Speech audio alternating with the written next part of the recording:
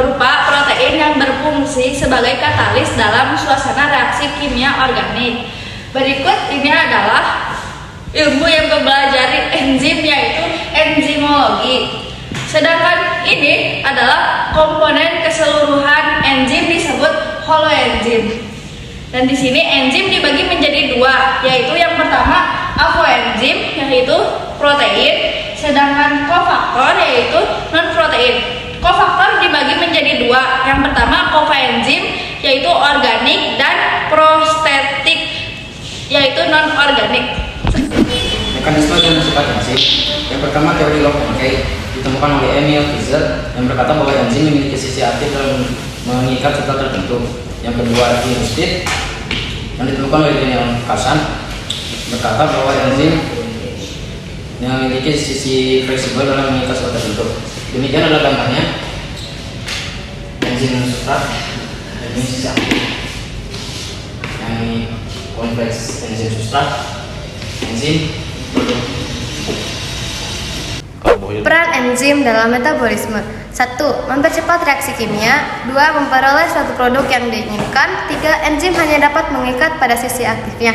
4. Dapat digunakan berkali-kali. 5. Menurunkan energi aktivitas. Dan 6. Menjaga kekebalan tubuh kita. Peranan enzim dan metabolisme juga ada rumusnya. Rumus tersebut bisa dibilang 3D.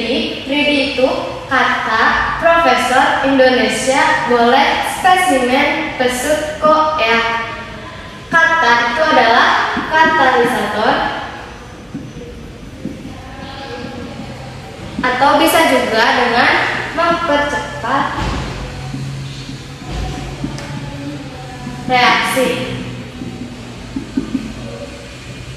Dan pro itu mirip dengan protein. Ada juga kata in, yaitu inhibitor, penghancur kerja enzim. Ada juga spesi, yaitu spesifik.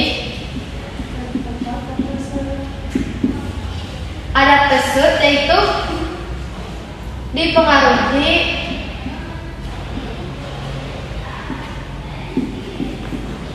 pH dan suhu tinggi. Ada juga konsentrasi, dan E yaitu energi aktivator. Seperti yang kalian tahu bahwa rumus read ini adalah sebagai berikut. Di bagian kedua ada metabolisme.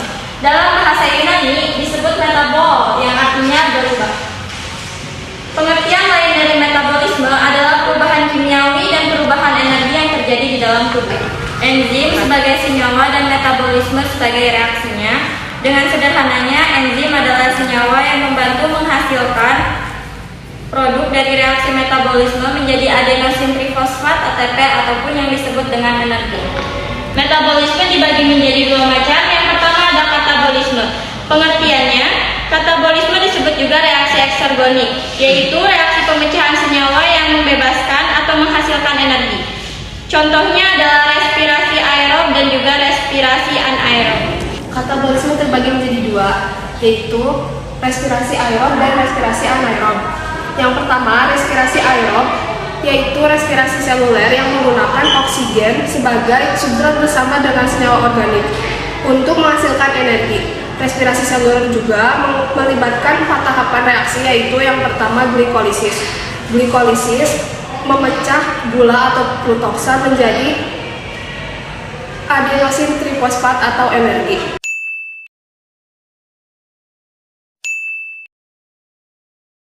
Yang kedua, respirasi anaerob atau disebut juga fermentasi.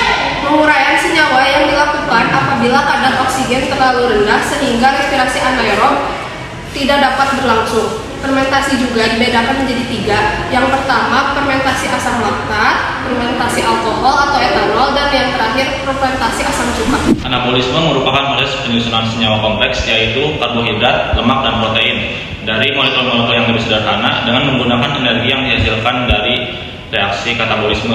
Anabolisme dibagi menjadi 2, yaitu fotosintesis dan hemositosis.